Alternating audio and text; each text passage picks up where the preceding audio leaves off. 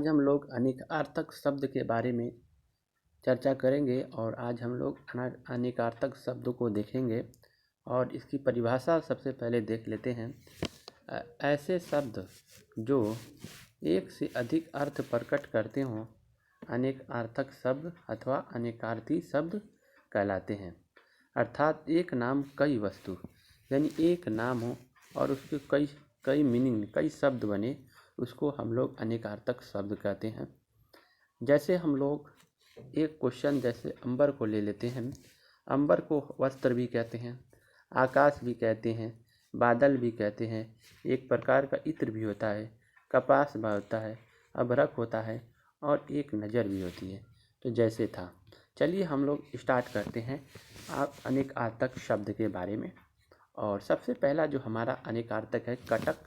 कटक का मतलब होता है सेना, शिविर को कहते हैं हम लोग, समूह को कहते हैं, कड़ा जो होता है उसको भी कहते हैं, श्रृंखला, श्रृंखला को भी कहते हैं, चटाई को भी हम लोग कहते हैं।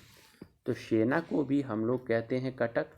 कटक का एक मतलब होता है शिविर, कटक एक समूह फौजियों का होता है, कड़ा उसका मतलब भी होता है, कटक का एक मतलब श्रृंखला भी होती है, कटक का एक मतलब चटाई भी होती है। तो इतने हैं कटक के आप। अब चलते हैं हरी। हरी का कौन कौन मीनिंग है। हरी का मतलब होता है हरा, हरी का मतलब होता है भूरा, हरी का मतलब होता है विष्णु और हरी का मतलब इंद्र भी होता है।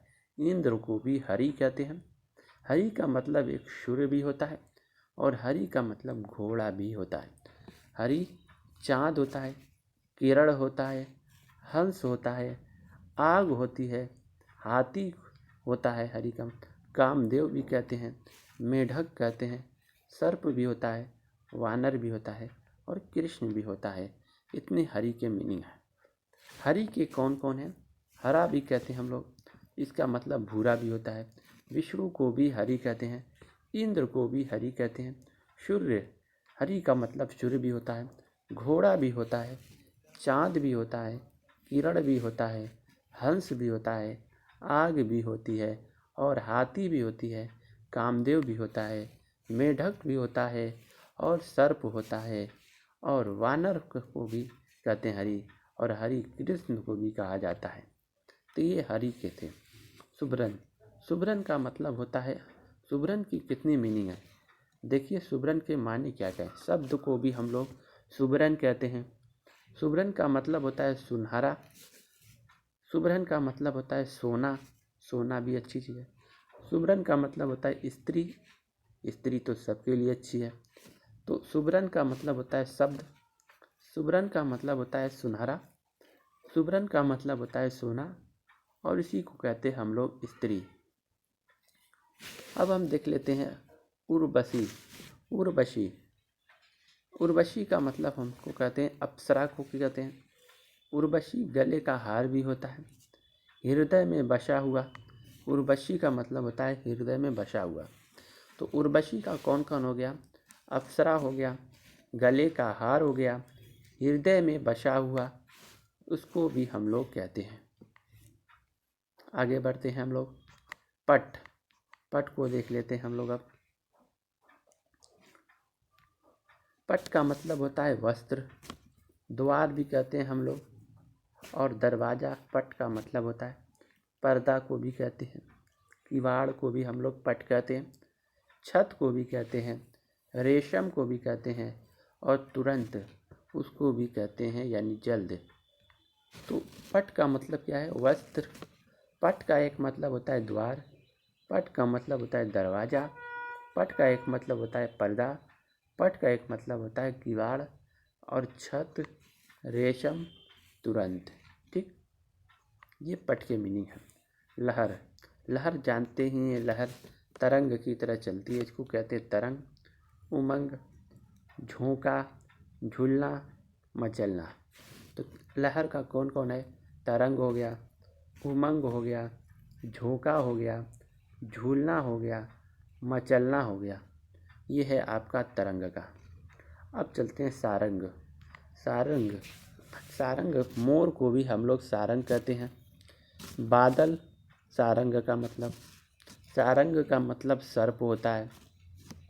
सारंग का मतलब चातक होता है।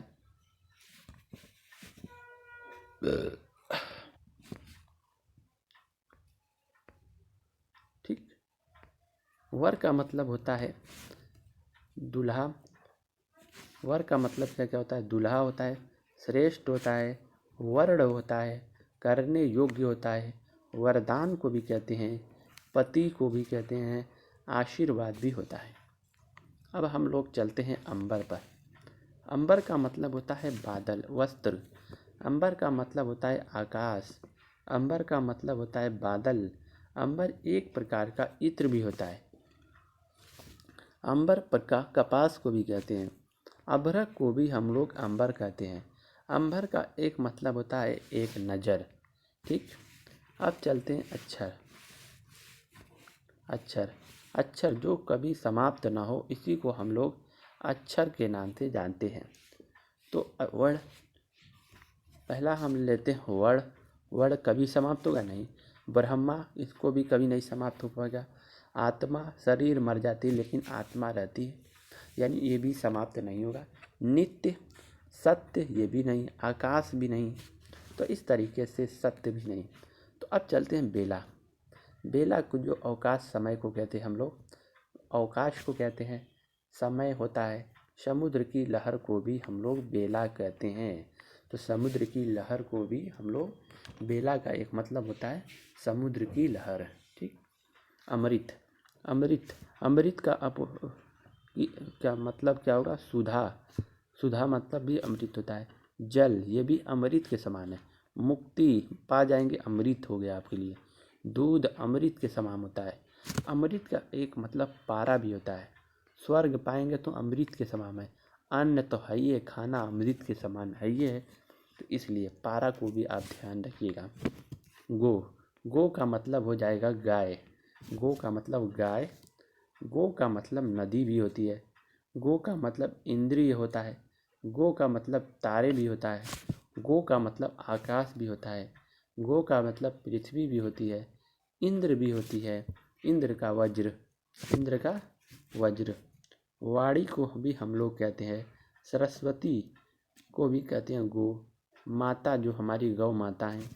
जल, जल को भी हम लोग गो कहते हैं। गो का मतलब दिशा भी होती है। गो का मतलब सांड भी होता है।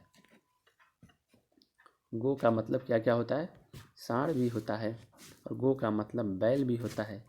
गो का मतलब चंद्रमा को भी कहते हैं। घोड़ा भी होता है। स्वर्ग भी कहते हैं। आँख भी होता है गो का मतलब। तो इस तरीके से हम देखेंगे। खल। खल का मतलब होता है जो बहुत धोखा देता है, उसको हम लोग खल कहते हैं।